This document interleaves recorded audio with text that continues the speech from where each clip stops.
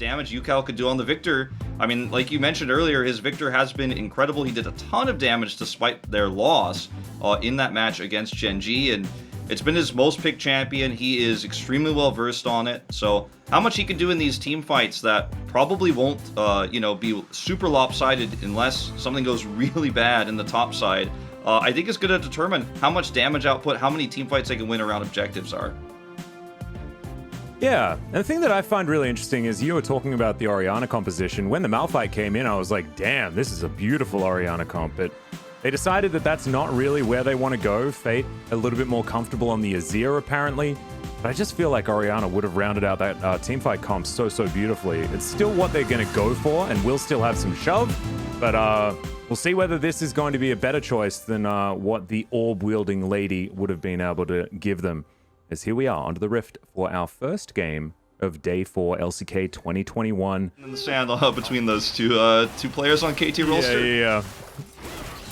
When we're talking about when we're talking about UCal, we'll talk about 2018. When we're talking about Blank, we'll talk about 2020 over in Japan. As we've got a bit of a flash in here, as Croco just going to be obliterated. Samira locks down the dragon, and I don't know why Croco stood there. I actually wasn't about to get hyped because I thought, oh, he'll just quick draw away from this one. It's too dangerous. We'll have that huge damage spike. UCal running away from Summit here.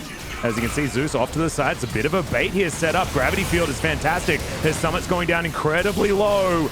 The Emperor's Divide wasn't actually great. Sort of regrouped KT for them as Summit will burn down. But in the end, it is going to be a trade.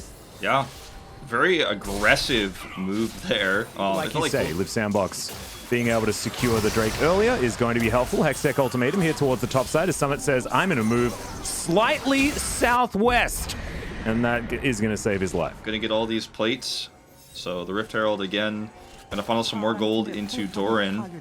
And it's been, you know, the story of... I don't know whether it's going to really work out because as they're taking these Drakes, KT are taking more money on the map. So as time goes on and, you know, 10 minutes into the future... Oh, I'm going to hold that thought as Doran going down to about half health. Has to flash to get himself out. Croco right over there and Hextech Ultimatum. Well, Liv Sandbox now getting into position. As you can see, the Malphite lurking around the corner. And we'll be able to take down this control ward as UCal comes in for a little bit of poke. Onto Summit. Unstoppable Forces, of course, available in KT. Very aware of this fact as well as they Liv Sandbox push the mid lane. Hybrid can, of course, make it over with the Killer Instinct if he needs to. Because we've got a lot of posturing here for the first Infernal Drake of the game. Yeah, it's going to be KT trying to grab this blue away, but as they do, Drake Party goes back over to Liv Sandbox. Look at Hybrid's positioning here, though. He's getting a lot of damage off on the side. And UCal is about to do a ton. I mean, he's already leading the damage here. Well, we'll see how this one's going to go. Solar Flare comes in as Summit has to flash away. Unstoppable Force just does absolutely nothing as UCal takes down the Rockman. The Infernal Drake's joining in on this fight now as Effort will be going down. Blank picks up that kill. Croco secures the Drake. But at what cost is the for UCal as well, just to guarantee even more damage? Is they're actually going to make a play around Baron because there's no vision here whatsoever for Liv Sandbox. They're slowly finding out about this, but this is going to be a long walk to the Baron pit. They might just be too late. Yeah, well, we'll see whether this is going to be something they commit to. You can see Samira's walking from base, just not going to be there. Blank's going to secure the Baron. And Summit, he's gone down extraordinarily low. The headbutt pulp doesn't really work, but at least the Unstoppable Force gets some work done. But the rock is going to immediately fall down. Effort now also, that will is looking far more breakable than it wanted to be. Blank off to the side, and Liv Sandbox are going to limp away, but that's Baron. Yeah, and also there has to be flashes on cooldown as well, otherwise the Malphite's not going to be able to do it. You can see Summit trying to frontline. He's pretty tanky. But there's still 30 seconds on this Infernal Drake, and the amount of pressure that this Baron buff can put on is going to be too much for Liv Sandbox. They can't stay in this river. They've completely given up lane control. The macro has just fallen out the window for Liv Sandbox in this game.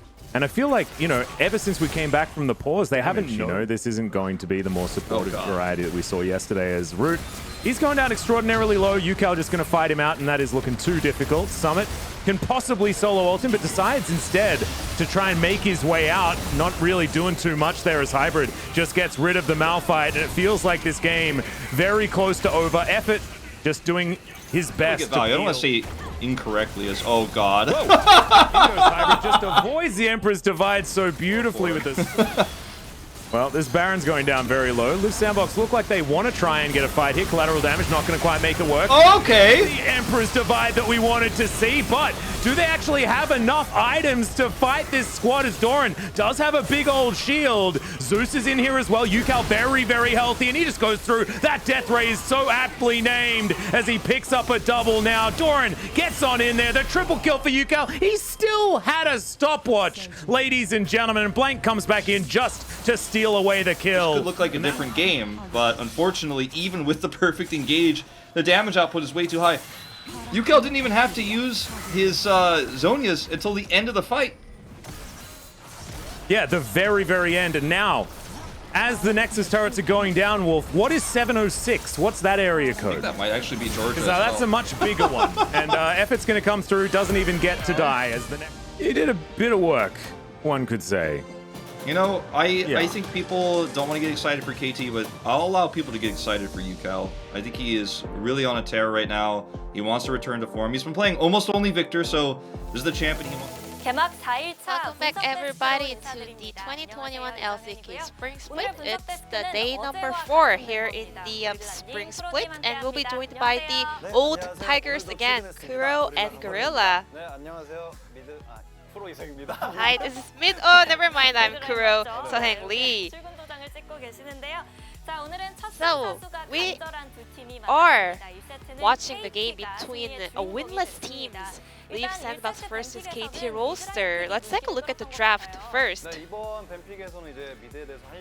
We have a lot to talk about the mid lane here. Azir and Victor, something that Kuro is actually really familiar with.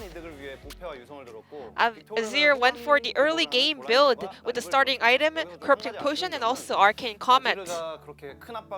However, despite this kind of choice, he was not able to exert a lot of pressure. So Victor was able to gain priority. And for sure, in this game between KT Roaster and Live Sandbox, two players are really good at Aphelios, and Live Sandbox had a high priority on Samira.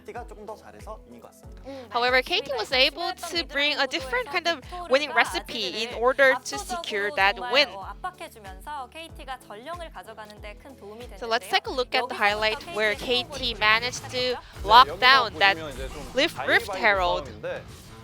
This is like playing rock, scissors, and paper. Samira grouped up for the Herald try. And they saw Kai'Sa shoving in the wave, so Samira actually rotated back to bottom lane. And also Azir was not having a really good health situation, so he had to back, but Yukal managed to interrupt his recall. So KT had this agenda to start off the Herald. So even though Summit made a rotation to the Herald faster than Doran, well, KT was able to kind of easily pick up this Herald. We refer this as the rock, scissor, and paper because, well, Samira was actually faster in rotating to the Herald, but because Azir was low in health, he had to move back to bottom lane in order to clear out the wave before Kai'Sa can make it back up to the Herald, but Kai'Sa was able to kind of carry that mission easily based on the priority in the mid lane. And Live Sandbox kept making mistakes, especially we want to talk about their kind of rotation right before the Baron timing. Well, Malphite couldn't deal with Camille on side lane, so he had to run away to the opposite side of the map every time he encountered her. So, Malphite over here rotated from the bottom lane to the top lane, and they sent Samira in order to kind of funnel some gold into Samira and also in order to stop Camille. So, KT had this information that a lot of numbers of players on the side of Live Sandbox was kind of invested to the bottom side of the map, so they made a really quick decision to start off this Baron. And they had full control of vision around this river, so well, there was no way for Live Sandbox to, have heads up to this play. 좀 판단이 빠르다는 게 이런 부분에서 조금 So we can surely say that KT was really quick making decisions. 무리하게 바론만 줘서 조금 이득을 보려고 어떻게든 And 시간을 also, 끌어보려고 먼저 들어간 Leaf 건데 Sandbox wanted to kind of stop them from getting the Baron, and also they wanted to kind of start engaging a fight, but KT was really smart to minimize their loss. And that was the point where KT was able to accelerate their lead. So now let's take a look at the player of the game on the side of KT Roaster, and it's Yukao. And we can kind of confirm that his 2018 memory is successfully recovered. He did a massive damage on this champion, and also he did not die once. Bro, as a mid laner, he was also fascinated by his performance.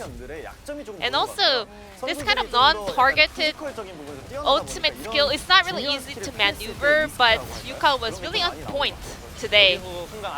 And here, we kind of witnessed a very close team fight between two teams, even when LSB was behind, but watch how Yukao kind of turns it around. He was going very aggressively, flashing in, and also he managed to survive with that last minute stopwatch utilization. And that was the ace to close out the game, and Yukao is the unanimous PUG from game number 1. From the laning phase into the team fight, he was controlling the game. So he is getting this well-deserved PUG after having 30k damage dealt in game number 1. Now let's check out whether KT Roaster can connect its first game victory up to split into a match win, or whether Leaf Sandbox can punch back